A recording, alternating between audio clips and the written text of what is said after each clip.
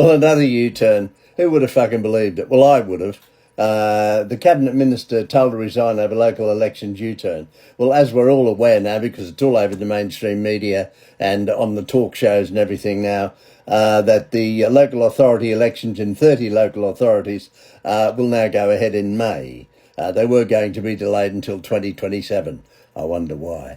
Well, because we know that Reform were leading in the polls and will probably do very well indeed. But it'll be very, very interesting to see what exactly happens. And of course, we've got another party now, haven't we?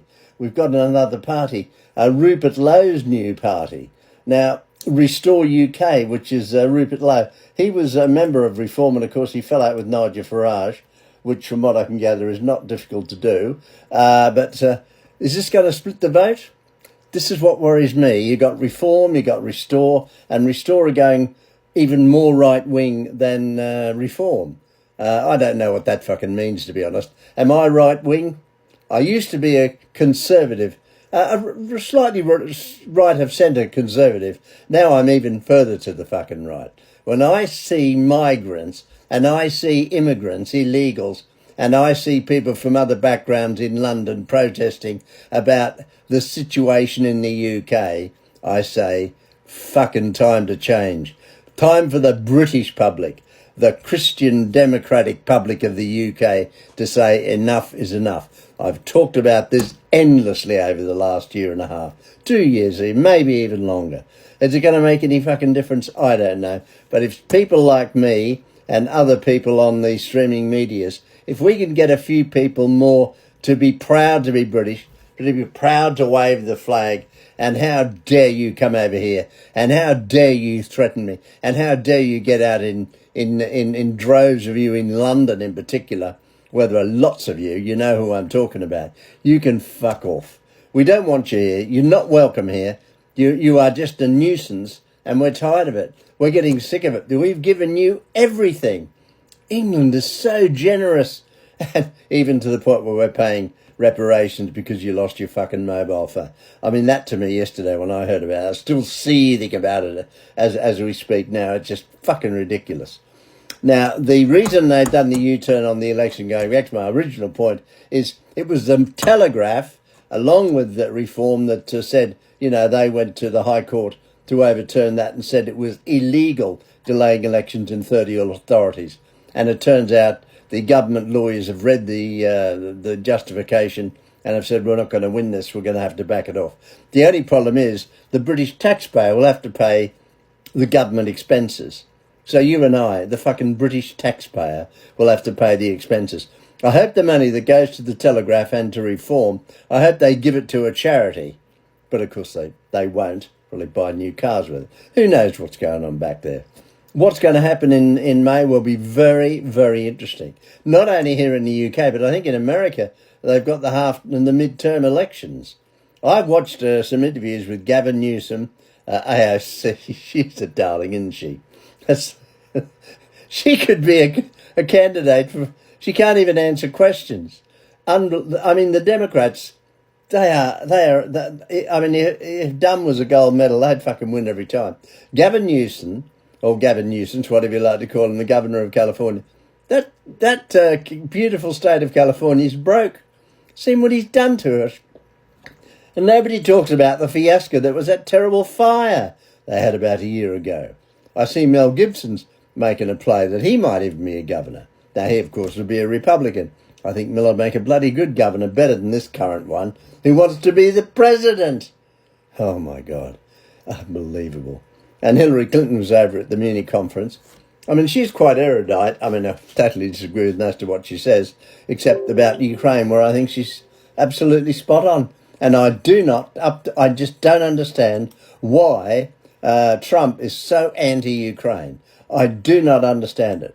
It's quite extraordinary, you know, and why he is so pro-Putin's been in power, for 23 years, and he's been at war for 20 of those, and the Russian people are suffering terribly. The losses in lives, we don't know, but they say now it could be in excess of 1 million. Unbelievable. But he doesn't give a shit. He doesn't care. And why Donald Trump has this affinity with him, it's fucking beyond me. I don't understand it. Maybe you Americans can explain it better, but I sure as shit don't understand it. Anyway, the good news about the elections, and by the way, building 5 million homes, which this government made a promise they were going to do, by the time they got out of power, when they will lose the election, it's never going to happen. That's a fucking good thing as well, because all we give them to illegal migrants. Not our own homeless, not our own vets or anything. No, it'll be given to illegals. Bloody ridiculous. And I see Matt Lucas, who used to be in that program. I can't remember. What was it? Something about Britain. I can't remember. It was quite funny, actually. And he's a Jew, and he was telling all you need to know about the Free Palestinian mob, who were bad-mouthing him and screaming at him when he was walking along quite innocently somewhere in London, I think. How fucking dare you free Palestinians? I'd like to get every fucking one of you and put you in a fucking cell with a great big person that could beat the... You can't say that, of course, but you know what I mean. I mean, they're gutless people with no idea what they're talking about. What about Iran? Go out there and do your demonstrations outside the Iranian embassy. Go on. That's where we fucking need you. Oh, no, they probably don't even know where Iran is, most of you. And you only got to look at them. If you really look at, they all live with mummy and daddy because they can't work because they've probably got ADHD or DDHD or fucking DDT or some fucking other thing. Oh, it's pathetic. They're absolutely pathetic. I'm just tired of the whole bloody thing now. Aren't you? I'm sure you are, because, life is quite ridiculous. Something else I still want to talk about very, very briefly is a restaurant called Veeraswamy's. Has anybody else been to it? I went to it years ago with Margaret. It's got to be 30 years ago. And it's just off Regent Street. And it's a delightful Indian restaurant. And it opened in 1926, 100 years ago. And the Crown Estate, owned by the fucking Crown and King Charles and his lot, want to turn it into fucking buildings and turn them into offices and to close down this wonderful restaurant. Anybody else who's been to Veeraswamy's, I'm sure you'll have enjoyed yourself. I think it got a Michelin star a few years ago. It is incredible.